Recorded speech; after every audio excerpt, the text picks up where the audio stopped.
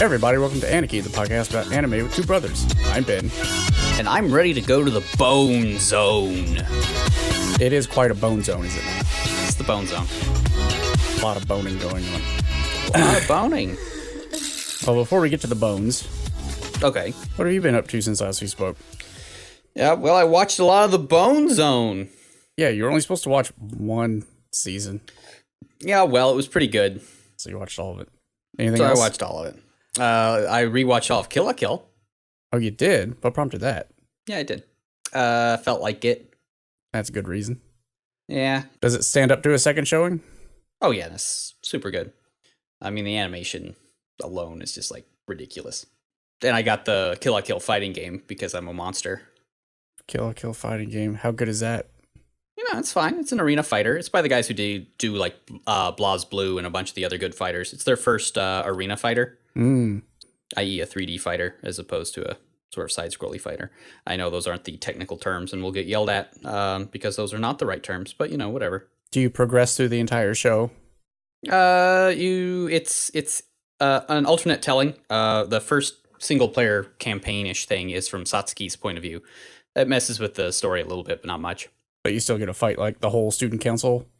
And Satsuki yeah, and then you fight a bunch of stuff. some other people? Yeah, it was supervised by Trigger, and their head scenario writer did I it. don't know if that's good or bad these days. Well, you never know.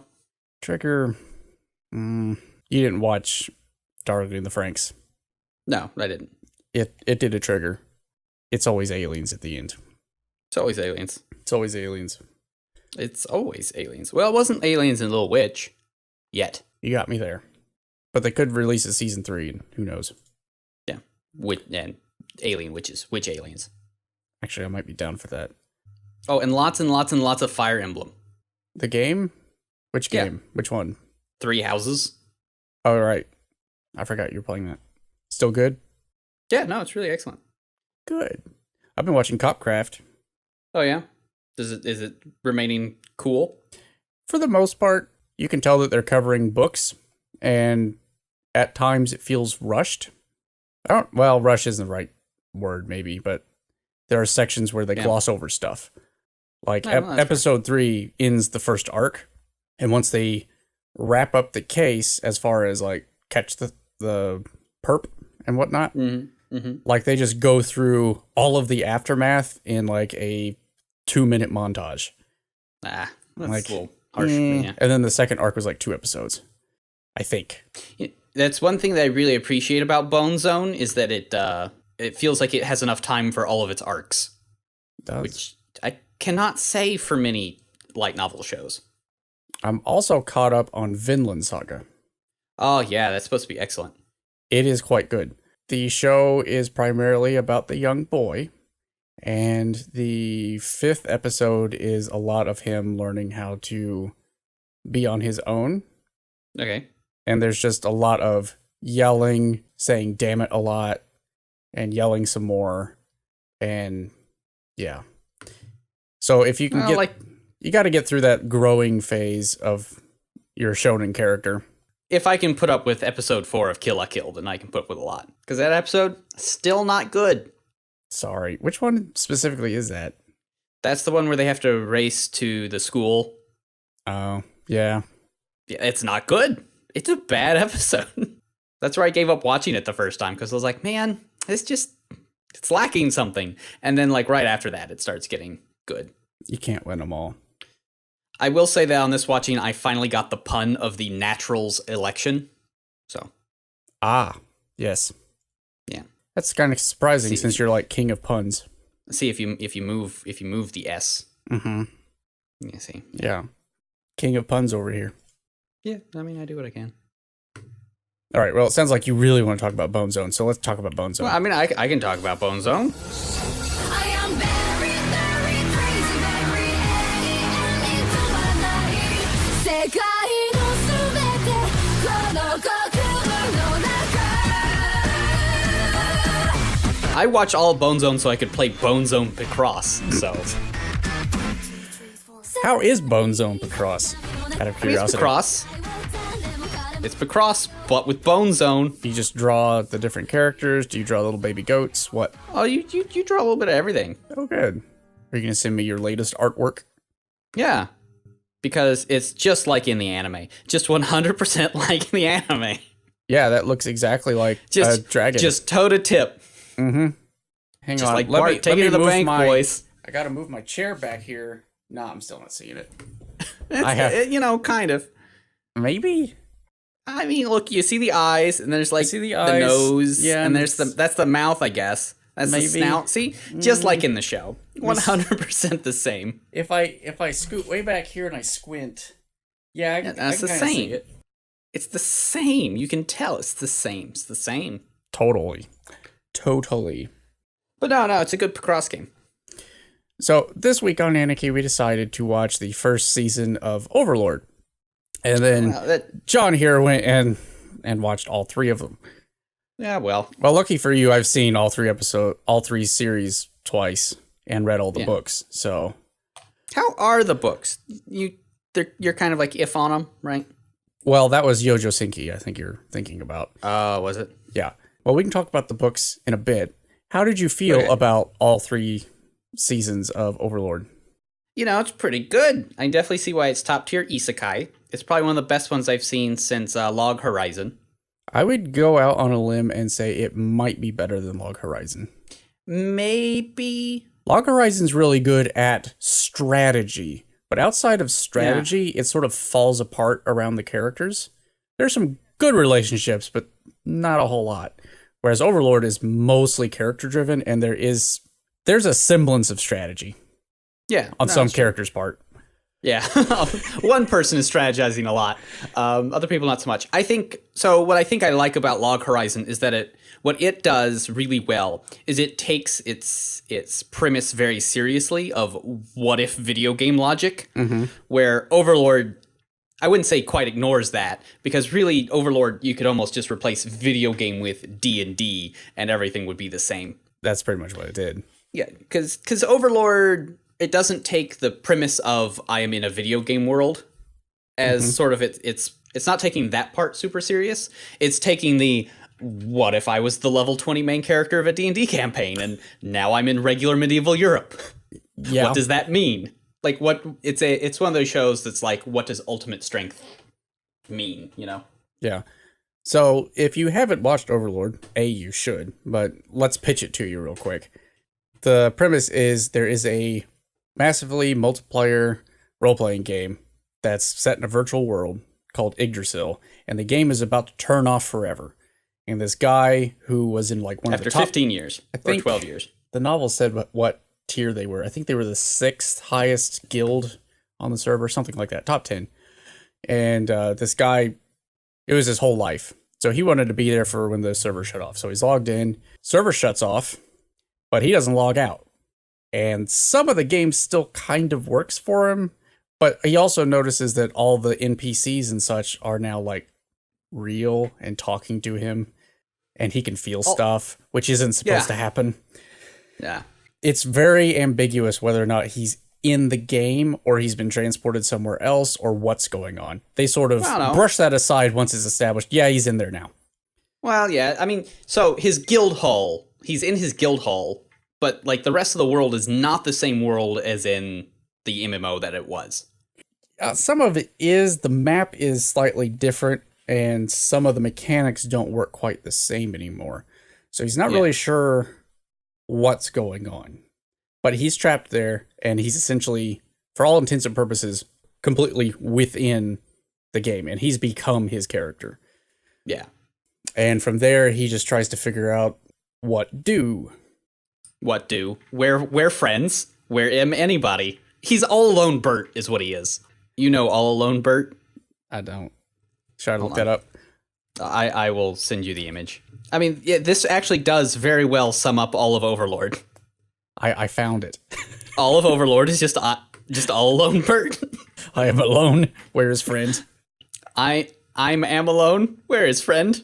Where is anybody? Just all alone Bert. Yeah. So in the first episode, not giving many spoilers away. I mean, it's an isekai, right? So, I mean, at a certain point, like, you know some of the major shit just because He makes two key decisions. One is he decides that he wants to find other players, and to do so, he's just going to spread his guild's name far and wide. And if there is a player, surely they've heard of the guild, so they're going to come and find him, right? Yeah. He may have phrased this poorly among certain people. Little bit poorly amongst his staff, but I mean... The other key decision was before they logged out, or before the server went down, he decided that he would have some fun. One of the NPCs that his friend had made, and his friend's no longer there, is this super hot chick. And he's like, I think it'd be funny if I made her fall in love with me. So he just wrote at the end. Just in like the RP bio that like WoW RP servers tend to have, right? Where it's just like nothing that matters. It's just flavor text. So right at the end of the flavor text, he crosses out, also she's a massive jerk. And then erases that and adds super in love with Momonga, his character's name. Yeah. And as soon as he saves that, he's like, that's so stupid. I can't believe I just did that. But whatever. But then once the server goes away and he's stuck, turns out that had some effects. Yeah, whoops. Oops. Because now all the NPCs are exactly like their bio says they are. Lol. So those are the two key choices that he makes. So it was originally pitched to me as, hey, you know how in most of the isekais, people go in, they become like the champion, and then they work up to defeating the demon lord, blah, blah, blah. Yeah. This is an isekai, except he is the demon lord. On accidents. Sort of. He accidentally the demon lord. So I actually really love all of this show. Season 2 is a little weak, but seasons 1 and 3 are really, really good. Yeah. Well, the second half of 2 is really strong, I thought. But the lizard man arc is like fine and like interesting because like they really branch out from not just following exactly Momonga. It's a little jarring. When I first watched season fair. 2, I was like, wait, did I miss something? It's all about lizards now. Yeah. Like, nope. You're right where you're supposed to be. So it was good enough that it made me go read all 13 books.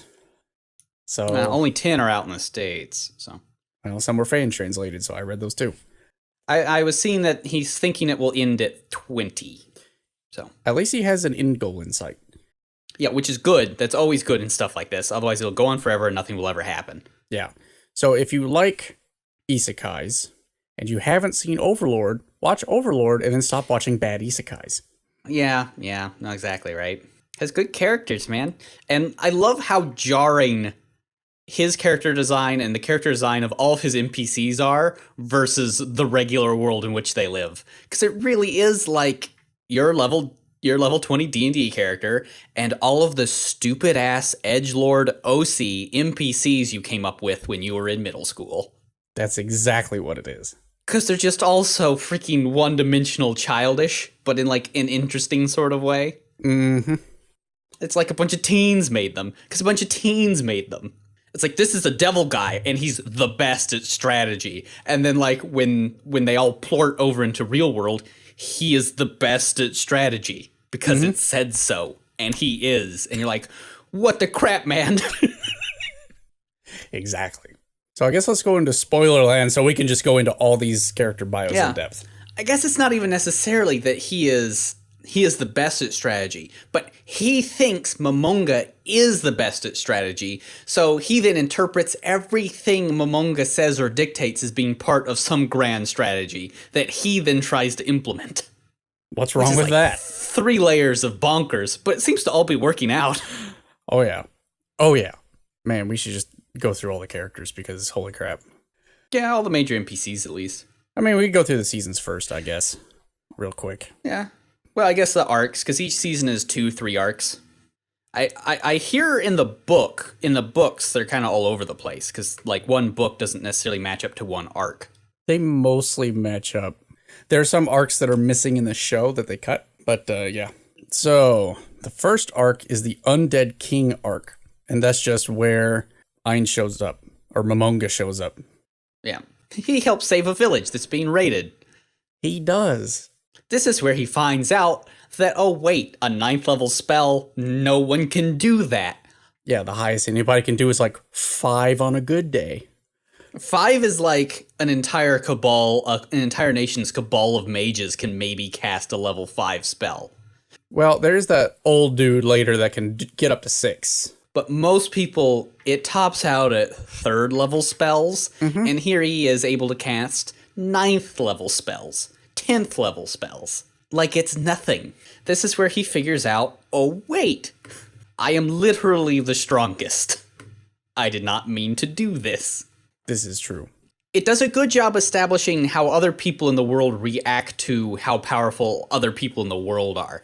Like the whole head knight versus the angelic beings that are summoned just does a really good job in shorthand showing you like the power differential that we have accidentally ourselves into.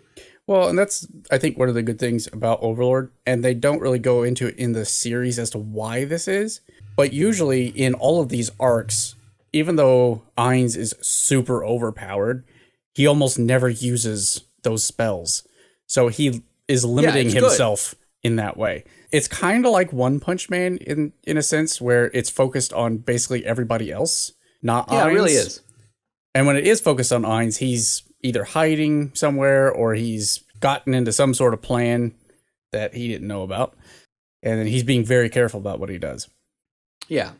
Because he kind of doesn't want to give up the ghost, and he doesn't want to give up the, he doesn't want people to quite realize, because he kind of knows that if he goes off spouting all of his power, the entire politics of the world explodes because of the power imbalance that has just accidentally happened. He is smart enough to figure that much out. Like, even when he does show off his power, quote unquote, he's showing off that I can cast like a 5th level spell like it's nothing. Not, here's my 10th level spell. Yeah. He does that once in the show, and it's the end. So the second arc is the Dark Warrior arc, and that's when Ainz, Momonga, takes on the name of his guild so that he can spread name recognition. Yeah. He decides that, well, he's not going to go out like a giant skeleton wizard all the time, because that might raise suspicions. Might raise some flags. Well, because one of the things you have to realize in Overlord is their guild was like themed evil. So they're all like demons, undead, succubi, just evil stuff, even though that it was just an MMO at the time, right? They aren't actually evil. I don't remember how much it goes into this in the animated series. Yeah. But in the books, it does explain sort of what constituted Ainzulgon, the guild.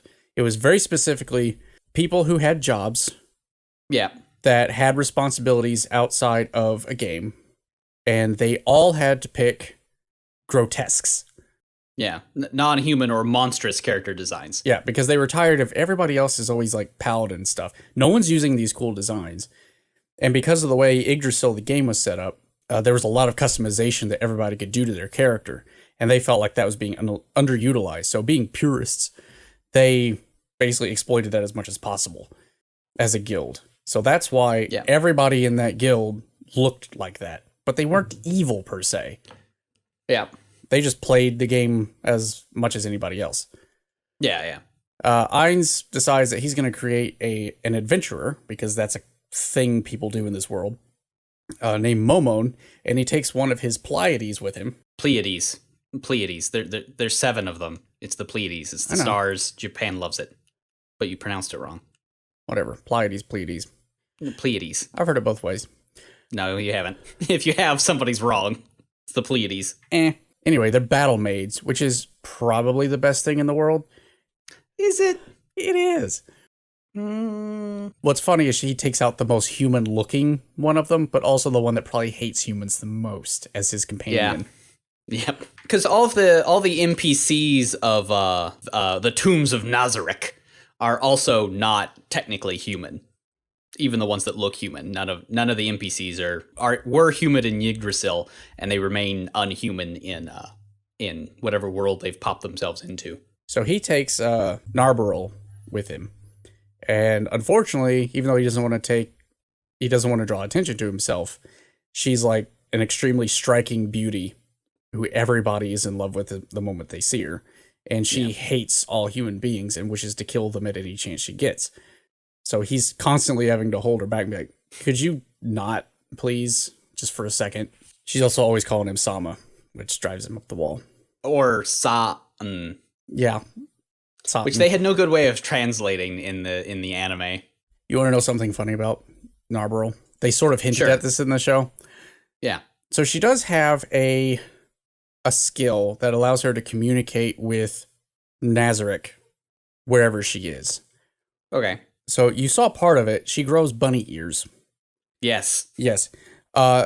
She can actually extend that range by using her skill at higher levels. At one higher level, she gets a bunny tail, and then a higher level above that, she gets the entire bunny suit. Excellent. Yes. Of course.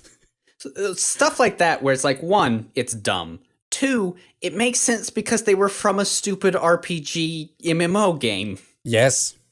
But only their stuff is stupid like that. Nobody else's stuff is as dumb as theirs. It's like, I could see that being an item in an MMO. It's like, but in this world, it's incongruent. It's like, yeah, it kind of is. Well, it was clear that the author really, really likes MMOs because he put so many mechanics into it. It was clear that he was describing like the perfect MMO when he was describing Yggdrasil. This particular skill. Yeah, you had your meta of what your skill did, but you could customize that however you wanted. And so they did. It's like, oh, I've got a battle maid, and clearly, antenna, ears, bunny suit. Sure. Yeah, why not? Why of course. not? Yeah. Because we're a bunch of dumb teens. Or 20-somethings.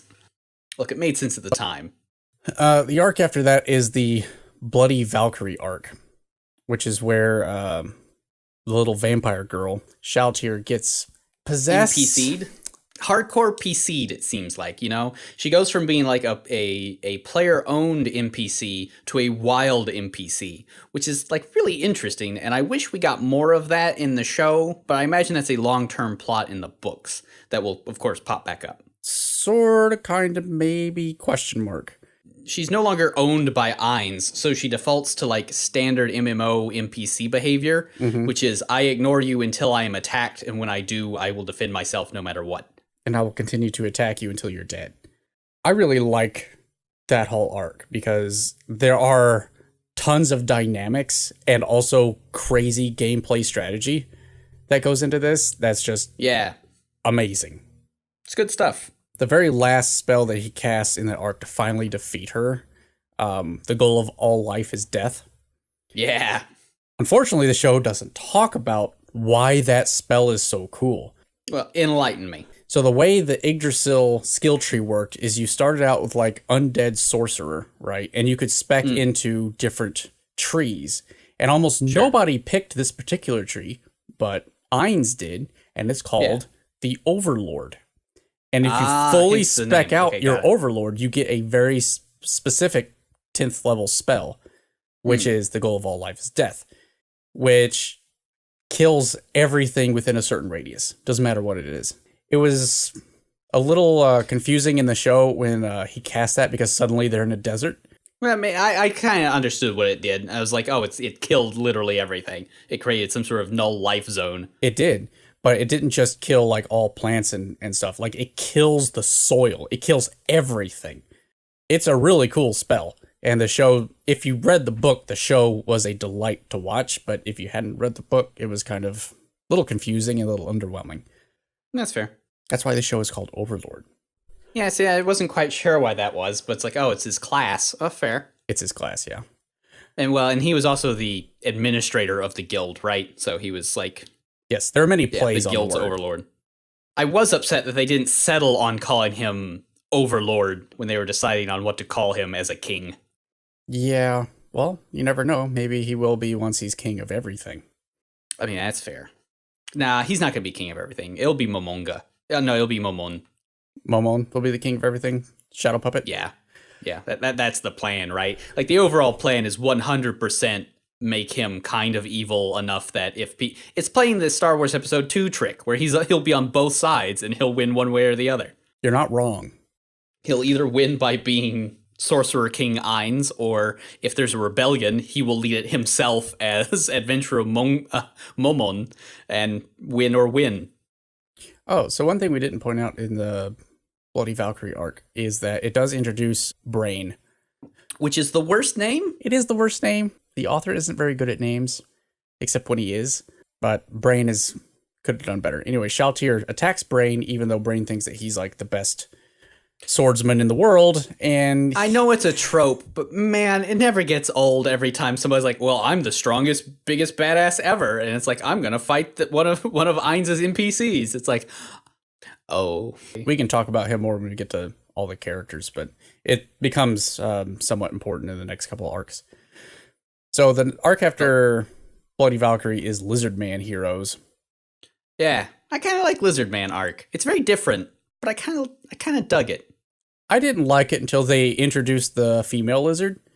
It's just a little weird, but whatever. But I also liked the battle at the end and how that resolves.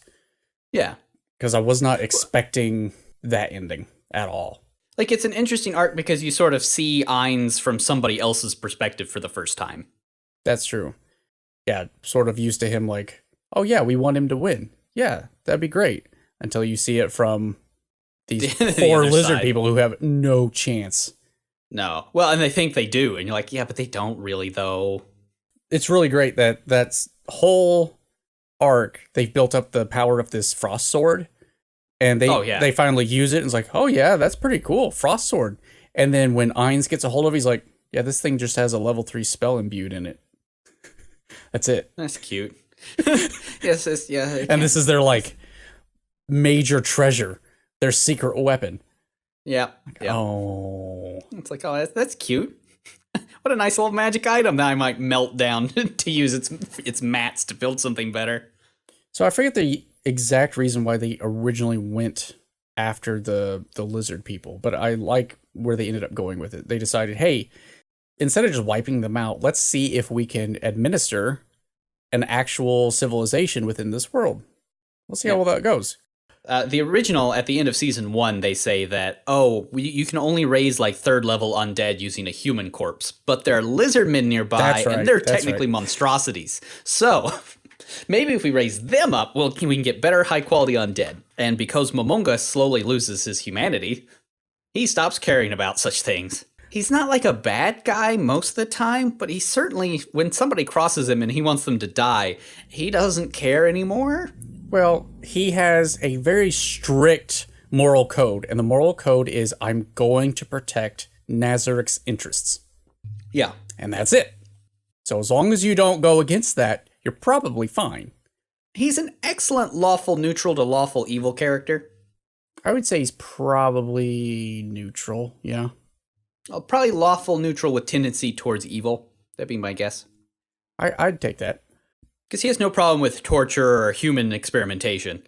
But thankfully, he usually only does it to quote-unquote bad guys, though not always, so... I can spoil one thing for you in the books. He doesn't know about the farm. Oh, sure. I mean, he knows there is a farm, but he has not picked up on what the sheep are. So... Yeah. Well, I mean, don't know how... I. Oh, you haven't? Because they don't do it in the show. Is it people? It's people. It's always people. It's definitely people. Always people. Yeah. They do mention it in the show, but it was like a throwaway line or two. Yeah. That actually is this one, the Men of the Kingdom arc, which is actually 2 little arcs. The first half of the arc is when Climb, which is also a bad name, and Brain bad name. meet Sebas, who's like...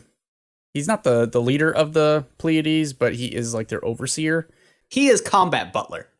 He is very Combat Butler. He's very good. I like Combat Butler. I really like that arc, but only because Sebas is in it. Because I don't like Climb, and I don't like Brain. And every time the scene is focusing on them, I'm like, could you go on to something else? Yeah, they're not like fantastic characters. I understand their purpose. I just don't like them. But Sebas is very interesting because he's probably more good-natured than Ainz, but that's because he was made by like the one like true hero of the guild. So he has a much bigger soft spot for humanity than anyone else of the Tombs of Nazarik. There actually is another Pleiades that we never meet, and she's barely in the books either, who probably has a bigger soft spot for humans. But as far as we know, Sebas is the biggest one. Yeah. Anyway, the second half of this arc is when... Definitely not Demiurge. shows up as a demon in the kingdom and That just is takes funny. it over. Well, and here's where we know that Ainz definitely has lost all of humanity, because even Demiurge is like, yeah, I'm taking all these families, all these humans to experiment on and stuff, and Ainz is like, yeah, okay, well, that seems like it's an added benefit of this plan of yours. So, yeah. He does know something about what the experiments are. They're supposed to be, from Ainz's point of view, how magic works on people and who can cast what. Like, he wants to know, can humans cast higher level stuff, etc. What he doesn't know is that there's a massive scrolls shortage. He does know that part. And so he's been looking at trying to get high quality paper so that he could put some of his like daily spells. He needs crafting mats, okay? He does need crafting mats. So he wants to take like his things that he can only cast once a day. He wants to make sure that when he doesn't have to use those, he at least gets them down onto a scroll so he can use them in a pinch, right? Yeah. But normal parchment doesn't work that great. So what could we use? Demiurge, could you figure that out? He's like, sure, boss. Well, he figures it out. Human skin. You know how it is. It's human skin. And in the books, they do tell you exactly what's happening. What's happening is all those families are going back to, quote unquote, the farm, where they're referred to as sheep, and they are skinned, and then their regenerative magic is cast on them, so they regrow their skin, and then they're skinned again. Oh, isn't that nice? Rinse and repeat until they die, in which case they're brought back to life, continue ad nauseum. Oh, isn't that good of Demiurge? It's real bad. Maybe you shouldn't make your chief strategist a literal demon. It's real bad.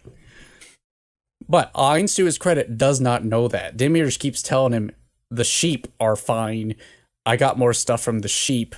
And it's heavily implied, but Momonga cannot figure that out at all. Well, it's because Momonga's a little dense about stuff. He has a nasty tendency to believe the best of his minions. He really shouldn't, because they're all He should not. somewhat evil. All right, so the next arc after that is the Invaders of the Large Tomb. Oh, that one's good. I like that one. That one hurts. I wish there had been more, to be honest. That one hurts real bad. You meet this little group of adventurers, and they're just getting played. They don't know it. Oh, yeah. But what really Poor sets the guys. flag is the one girl who has a heart of gold is like, this is my last job, you guys. After this, I'm taking my two sisters Yeah. away from my awful parents, and we're going to go live somewhere else. It's always the last job, man. It's always the last job, right before retirement. Shoot. They go raid this tomb that they got told about. Yeah. Because Momonga, because Ainz needed to test his defenses. Sorta, kinda. It's actually a double play. Part of the play is Momonga does want people to test defenses on, but the other part is the Empire actually set this up, and he knows that. Yeah, he needs an excuse to go start conquering stuff. Mm-hmm. The poor girl and her companions end up at like in front of Ainz, and it doesn't go well. All they had to do is tell the truth, and they probably would have maybe survived. Maybe. Yeah. I mean, maybe like that one maid that Cerebus got, right? Yeah. Wait, Cerebus. I Sebus. just got it. Sebus. Yeah, probably still play on it though, right? Oh well. But they probably would have ended up like her, right? Where it's like, okay, you can help. Possibly. I mean, there are several humans in Nazarick that are helping out by the end of the series. Yeah. So it was a possibility, but it doesn't go great. And it hurts. No. Yeah. Especially when you find out what happened to her. Eaten by the bug maid. I like the bug maid. She wasn't completely eaten by the bug maid. The bug maid just took her vocal cords. Yeah. So it's fine. Nothing went to The rest waste. of her nothing went to waste. Let's see. After that, we had the Two Leaders arc, which was Inri becoming the new matriarch of Karna Village. Yeah. And just sort of the daily life of Nazarick. It was cute. Yeah, I like Karn. Karn's a good place. I like her goblins. So, in the books, do they explain why the second horn o' Gobblewillin summons a bazillion? They don't explain it, but they hint at it. Inri may be a powerful magic user and she doesn't know it.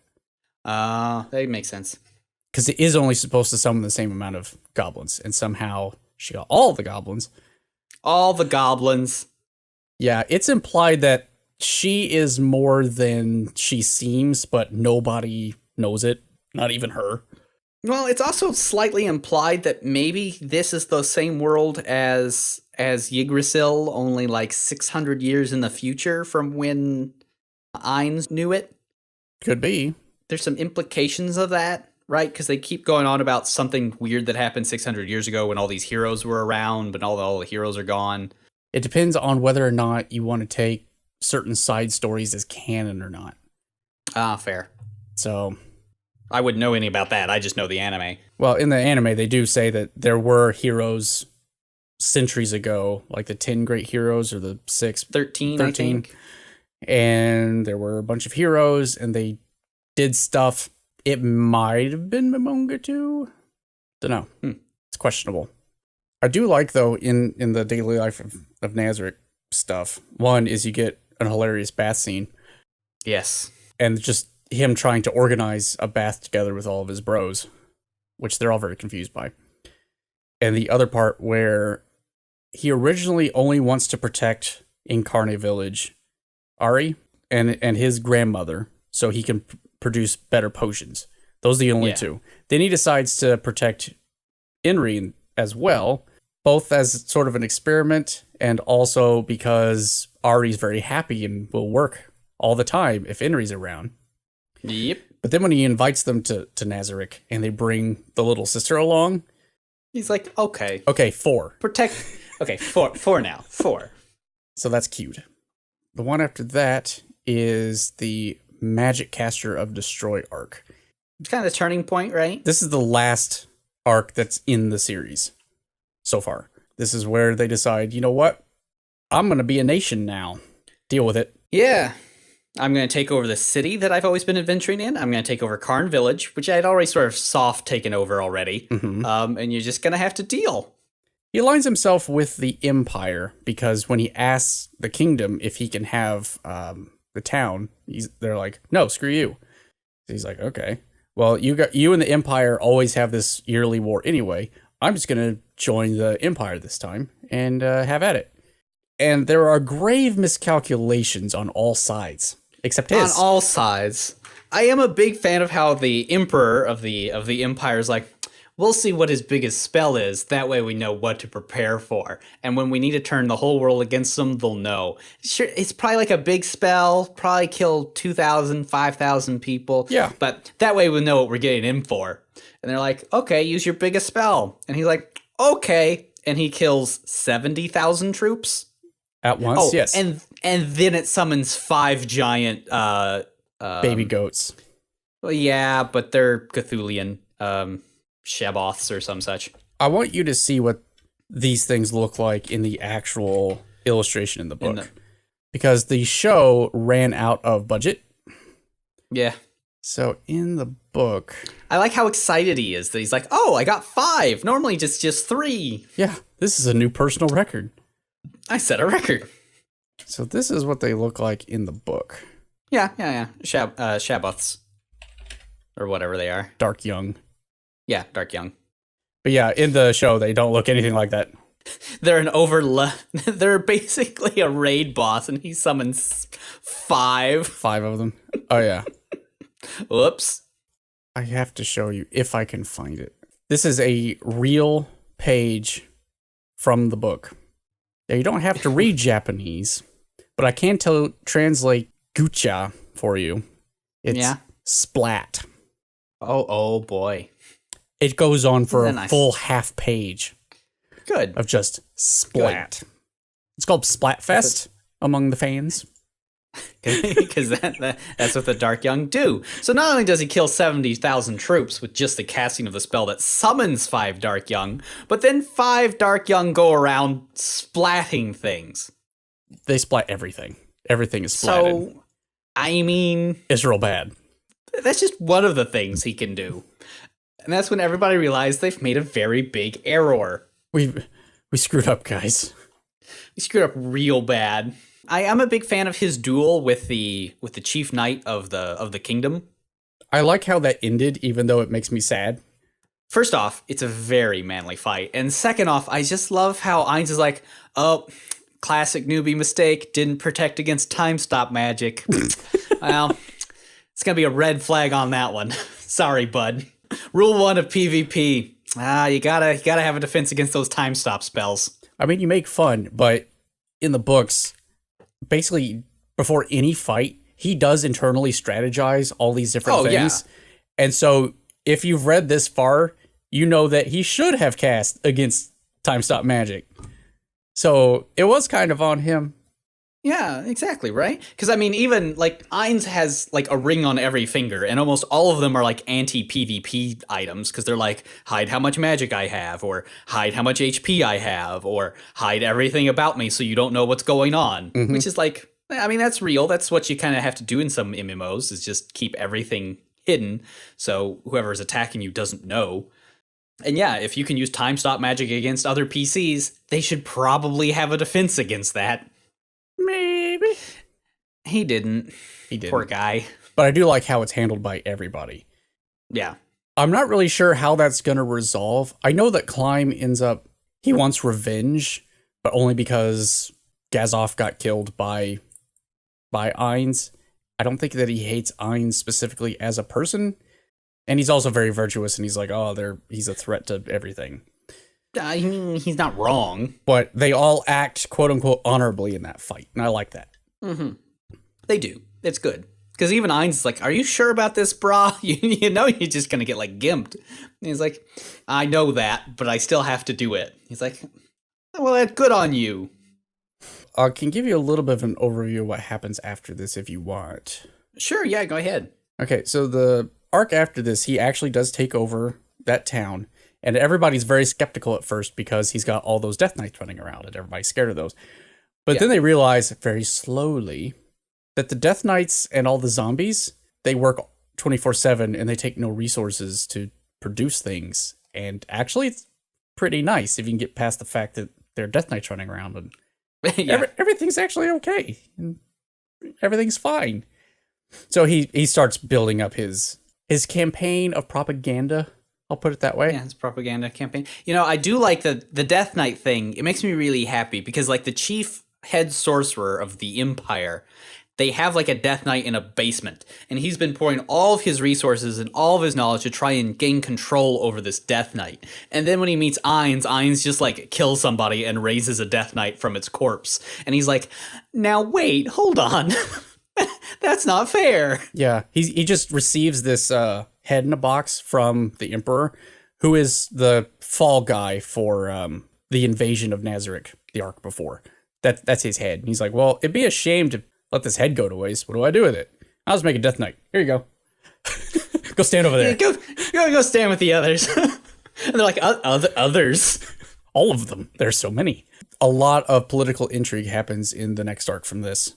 That's good. The show actually does political intrigue quite well. Yeah, so the princess becomes important. Not that she hasn't She's already. Bonkers, and I love her. There's an arc after that that's sort of kind of okay. It's mostly revolving around dwarves, because there's a dwarf kingdom nearby. It mostly focuses on what Shaltir does after being essentially mind raped. Oh, yeah. And then after that is the next biggest arc, which is Ainz and the Sorcerer Kingdom go after a holy kingdom to the west. I think they're in the west. Anyway, there's a paladin kingdom over there, and he basically accidentally himself a pope. Oh, like becomes a pope? No, he finds a pope, kind of. That's what the fans call it. The fans call her a pope. And she goes hardcore. We also see a lot of one of the Pleiades that you don't really see much in the show so far, and that's She's or CZ, whatever her number is. The one with the camo maid outfit. Oh, I like her. And the eye patch. The one with the gun? Yeah, she gets a personality. The actual literal gun. She is a gun, yes. Because again, they're from an MMO world. So this all makes sense in context, but here it's all weird. So if you like this show, I really recommend you give the books a shot. Okay, I might. I thought about it, but I thought I remembered you saying that they weren't that great. But I mean, their writing isn't stellar, but it fills in so many gaps. Flushes out a lot of stuff. This is going to end in him having to kill Demiurge, though, right? I don't know how this is going to end because like Demiurge has got to be like the one villain he actually has to face, right? I don't know. And he's gonna have to come to terms with actually having to destroy one of the NPCs that his friends made. It's possible, and not actually resurrect him. But he and Demiurge are, when he explains himself, they are on the same page. Okay, well, fair enough. And that comes into play in the Paladin Kingdom arc. Jaldabaoth makes another appearance. Isn't that nice? Shub Niggeroth. Come on, man, get with it. The Dark Goat of the Woods. His names are based off actual demons, which is really nice. I like that. Well, because I mean, it makes sense, because they would be in an MMO. Stuff that we haven't really got to, even in the books, is like what the Slain Theocracy is actually up to. Okay, I was about to ask if the Paladin Kingdom was the Theocracy. No, probably the different. end boss, if I had to guess, would be, there's a very short clip, I think at the beginning of the second season, where there's a girl with a Rubik's Cube. Yeah. I think it's her. And that's one of the things, it's one of those things that reminds me that I think that this is Yggdrasil hundreds of years later, and there were more people trapped here at one point who were isekai'd. And I think they have some bloodlines still going down. I don't remember if she goes into the whole story of how she gets that Rubik's Cube or not. But there's also that hardcore lady who's talking to the dragon at the start of season 2. True. Yeah. And again, sounds like there were more people isekai'd, but long time ago, not now. Oh yeah, I don't think that's up for debate. There were people that were isekai'd because the girl with the Rubik's Cube got the Rubik's Cube from one of those people. And the dragon lady was with one of those people. And Evil Eye was a companion of one of those people. Okay, that would make sense. I think that was just a long time ago. Well, that's my theory, and I'm sticking to it, is that there were players, but a long time ago. Oh yeah, I don't think that's a theory. I think that's confirmed. Yeah. I want to go through all the characters. All right. So we can try to figure out who Best Girl is. First up, Ainz. Ainz is Best Girl. He is. Okay, maybe they explain this better in the book. What's with the fact that he has that weird spell that controls his emotions? We don't know. Nobody knows. Okay. He doesn't know. I mean, one could theorize that he is slowly becoming his character. Yeah, I mean, that would be my guess. And maybe that's what that is, but it seems like it's clearly some sort of outside force that has knowledge of what his internal thoughts are. Yeah, it's just weird. Yeah, we're not sure what that is. Okay, fair enough. I do like how clueless he is all the time. Oh, yeah, poor guy. But he has to act so hard. What is it that there's some other character? It's Inri that's like, man, what's it like to be completely thrust in a situation outside your control where you have utter command over something super strong and everybody looks up to you as a leader all the time and you just have to pretend to be someone else all the time. Wouldn't that suck? Man, I can't believe I'm the only one in this situation. And it just cuts to Ainz at his desk being like, huh? Poor Ainz. If he could sneeze, he would have. Some poor salaryman from Japan. One of the best things about Ainz is how he sort of initiates all of this on accident. Like he didn't mean to get into the world, but once he was there, he offhandedly said, "You know what would be the best way of spreading our name is if we just took over the world or something." But whatever. We'll figure it out. Oh boy. Don't tell Demiurge that. Oops. And then 2 seasons later, if I may remind you, sir, you did say you wanted to take over the world. Did I? I did? Ah, yes, I did that one time. Yes, you did. Okay. Yeah, that one time. Yes, that one time. Please tell me what that one time was. The dynamic between those two is always great. I always love when they do that. It does such a good job of being able to balance its dark, serious storylines with good humor that's not completely out of left field or anything. Well, it's nice because when they're inside Nazarick, it's very lighthearted. Oh, yeah. When it's just them. Speaking of lighthearted, how about Albedo? I'm not a huge fan of Leto. No? You don't like her? The joke's a little much. I like her when she is in super serious mode. I mean, that's fair. And she gets more super serious mode in the arc right after the show stops. Because she becomes Her the armor's ambassador. really cool. I do like her armor. Also, she has like the best smug face. It's pretty good. Probably my favorite scene with her is when they're doing that daily life of Nazarick, and Ainz is like, okay, how about you girls, like, just take a day. Just take a day, go do stuff. And she and Shaltir are hanging out, I guess, even though they hate each other. Yeah. And she summons that giant demon horse. Binacorn? Yeah. And she's like, why won't this thing let me sit on it? And Shaltir's like, well, let me check real quick. Well, unicorns will only let virgins ride them, but bicorns only let whores ride them. Wait a minute, you're a succubus. Shouldn't you be? Oh. It's like, look, I'm an NPC. She's like, look, I'm saving myself for Ainz. Shut up. Look, I only love Ainz, so. How about Shaltir?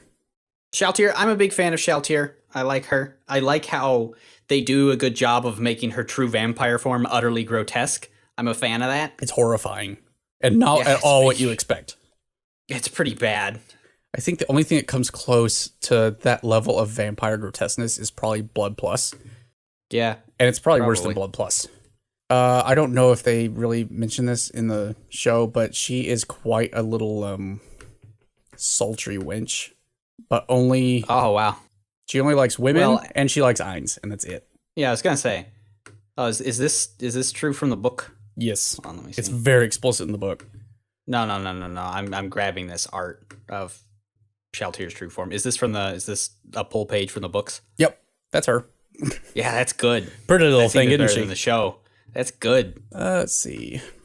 How about Ara and Mare? I could leave them. They're not my jam. They're not your jam. That's fair. Those are the two dark elf kids. It does get really weird because, I mean, Ainz treats all of his NPCs as if they were basically nieces and nephews.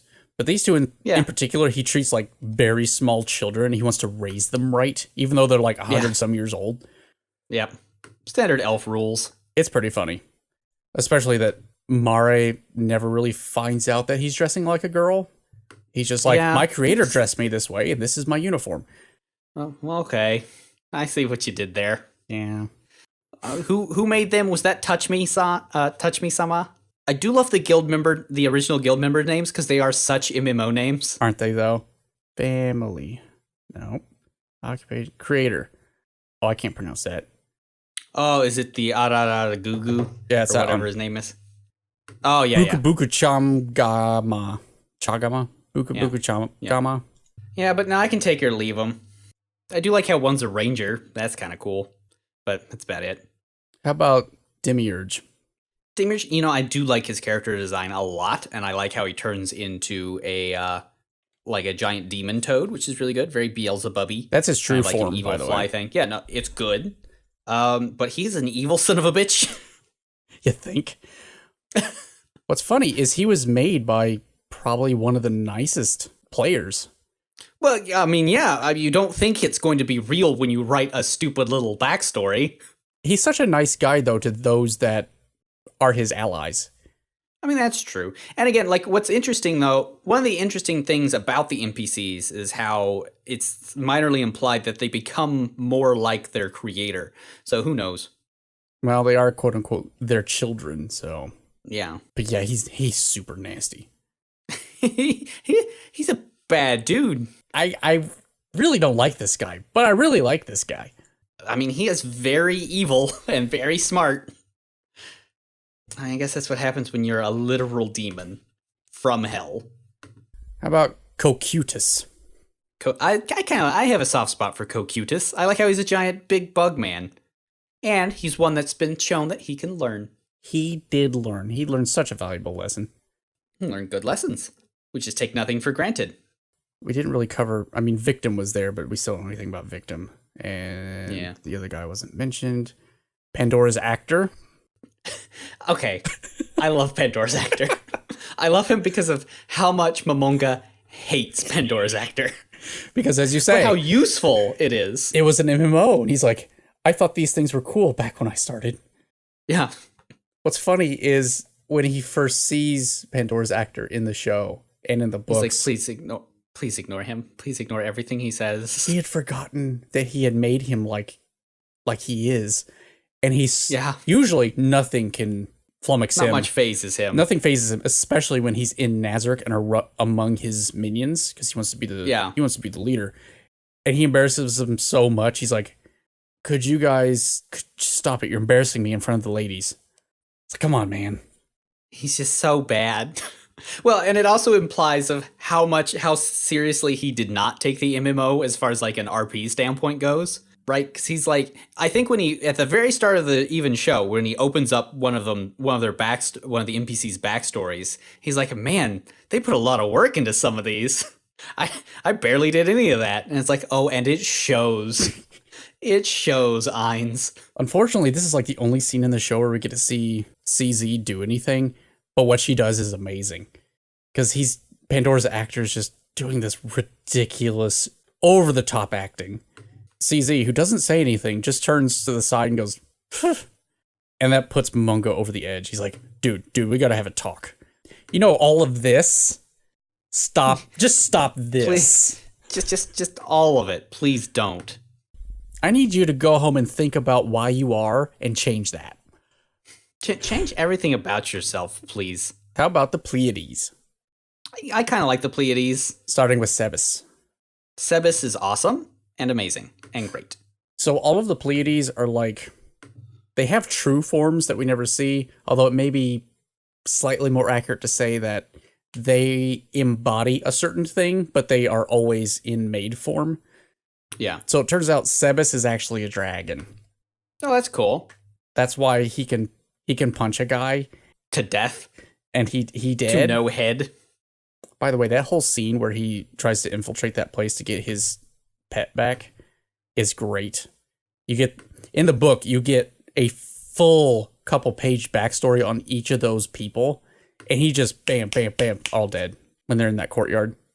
Oh yeah, he just destroys them. And I'm always a big fan of the joke of the really big buildup of how awesome somebody is, and then them just being annihilated. We didn't see much of her, but Yuri Alpha. I mean, I don't know enough about her to care one way or the other. She's a Dullahan. The Dullahans are always cool. Yeah, that's why she has that choker on her neck. I mean, to be fair, the best maid is Bug Maid. You know, I don't understand why you and like everybody else on the internet thinks that. What? She's Bug horrifying. Maid is awesome. Horrifying. Well, yeah.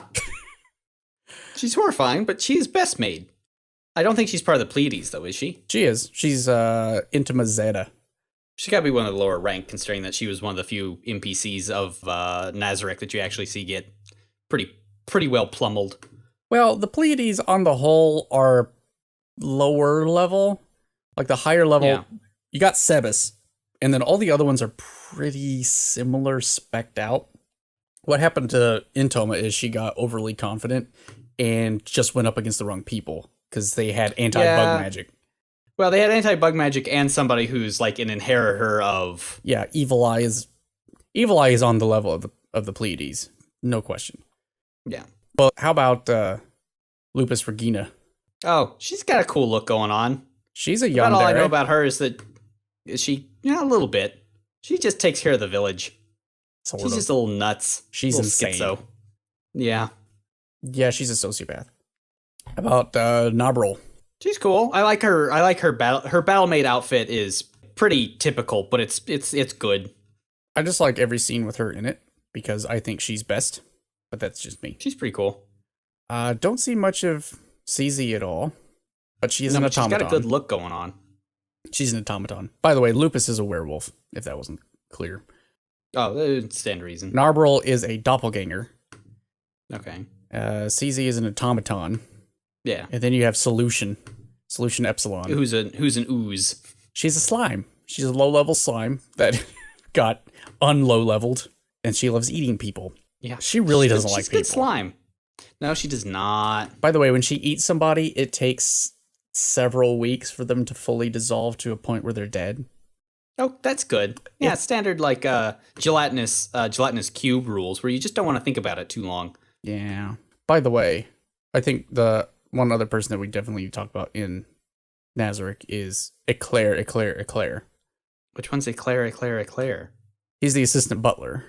He's a penguin. Oh, yes, I do like the penguin whose personality is written in such a way that he's going to try and take over Nazarick, but only through cleaning. Correct. He's going to take over Nazarick.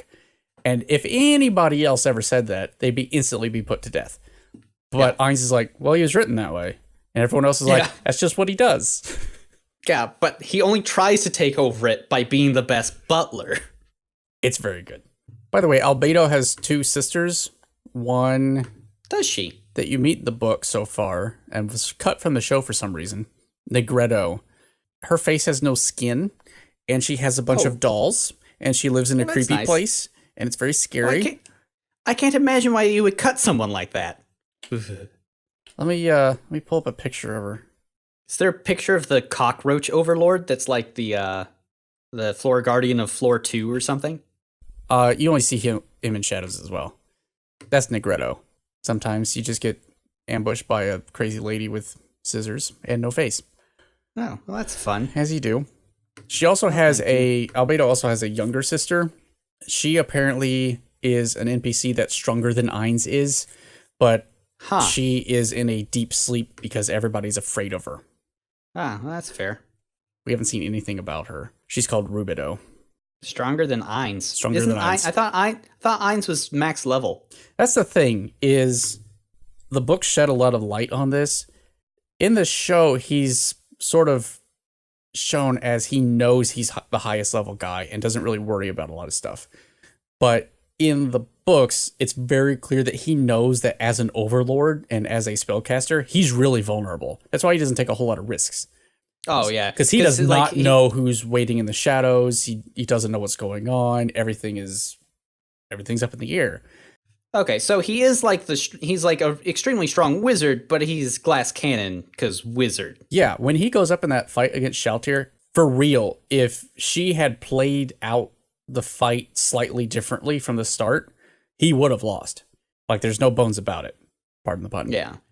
Just because, like, he is an extremely strong and really high level, but at the end of the day, you do have all the flaws a wizard has, which is if you get close and hit me with sword, I can go splat. Yeah, if he hadn't baited her correctly in that fight to use all of her power in the first half of the fight, then he would have lost. Like, that was a one shot. That's why he gave Ara and Mare 2 world-class items and said, okay, I need you to hold these back. Only use them if something happens to me. Like, he was taking no chances. If I go down, I want to make sure they're safe. So you guys use these things and just... I don't know what they did. I assume they blew up everything. Yeah, I can only assume. Yeah, he had several backup plans in case he died. He's not the strongest person in the world. He's just highest level. He has maxed out his level. Yes. Yeah. Yeah, I get it. Sometimes you have bad matchups. Hamske? I'm not sure we have to go into Hamske. Hamske is funny.